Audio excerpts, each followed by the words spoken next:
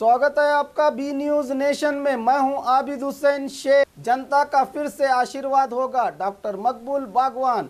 बीजापुर के आईबी में मीडिया से बात करते हुए बीजापुर के एमएलए डॉक्टर मकबूल बागवान ने आने वाले चुनाव के कांग्रेस आकांक्षी और अपने अवधि में किए गए अभिवृद्धि कामों से जनता के आशीर्वाद मिलने का हक जताते हुए राज्य में फिर से कांग्रेस का शासन होने की उम्मीद जाहिर करते हुए पार्टी में किसी तरह की अनबंद नहीं है, अगर होगी भी तो सबसे मिलकर रूठे हुए नेता और कार्यकर्ताओं को मनाकर पार्टी को मजबूत किया जाने का संकेत दिया।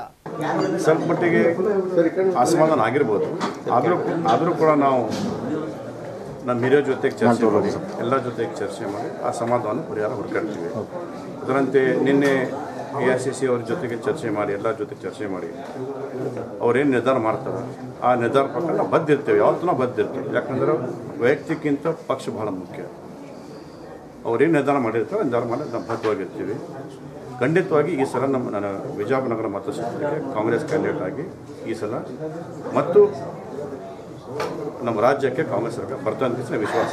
ಅಲ್ಲ, ನಿಮ್ಮ ಕೆಲಸದ ಬಗ್ಗೆ ಅವ್ರಿಗೆ ಅಸಮಾಧಾನ ಇದೆ. ಆಮೇಲೆ ಏನು ಅಂದರೆ ನೀವು ಯಾವುದೇ ರೀತಿಯ ಒಂದು ಹುದ್ದೆಗಳನ್ನ ಕೊಡಿಸೋದ್ರಲ್ಲಾಗಲಿ ಹಿರಿಯರನ್ನ ಗಮನಕ್ಕೆ ತಗೊಂಡಿಲ್ಲ. ಕೆಲಸ ಬಗ್ಗೆ ತಮ್ಮೆಲ್ಲರ ಮೀಡಿಯಾವರಿಗೆ ತಾವೆಲ್ಲರೂ ಇಲ್ಲೇ ಇರ್ತೀರಿ, ತಮ್ಮೆಲ್ಲರೂ ಗುರ್ತಿದೆ ಯಾವ ಥರ ಅಭಿವೃದ್ಧಿ ಆಗಿದೆ ಅಂತ ಕೆಲಸ ನಮ್ಮೆಲ್ಲರೂ ಗುರ್ತಿದೆ. ಅದ್ರ ಬಗ್ಗೆ ಭಿನ್ನಾಭಿಪ್ರಾಯ ಇದ್ದರೆ ಹೇಳ್ರಿ, ಅದು ಭಿನ್ನಾಭಿಪ್ರಾಯ ಇಲ್ಲ.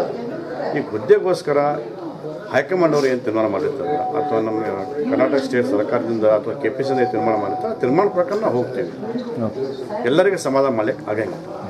ಈಗ ಏನು ಅಸಮಾಧಾನ ಆಗಿದ್ರೆ ಅವ್ರ ಜೊತೆ ಏನು ಕರೆದು ಮಾತಾಡ್ತಾರೆ? ಮಾತಾಡ್ತೀವಲ್ಲ, ಯಾಕಂದ್ರೆ ಅವರು ಎಲ್ಲರೂ ನಮ್ಮ ಪಕ್ಷದ ಹಿರಿಯವರು, ಪಕ್ಷದಿಂದ ಅವರು ಇಲ್ಲೇ ಕೆಲಸ ಮಾಡೋದು. ಎಲ್ಲ ಜೊತೆಗೆ ನಾವು ಚರ್ಚೆ ಮಾಡಿ ಏನು ಅಸಮಾಧಾನ ಆಗಿರ್ತದೆ ಅದ್ರ ಜೊತೆಗೆ ಚರ್ಚೆ ಮಾಡಿ ಬಗೆಹರಿಸ್ತಾರೆ. Okay sir, thank you.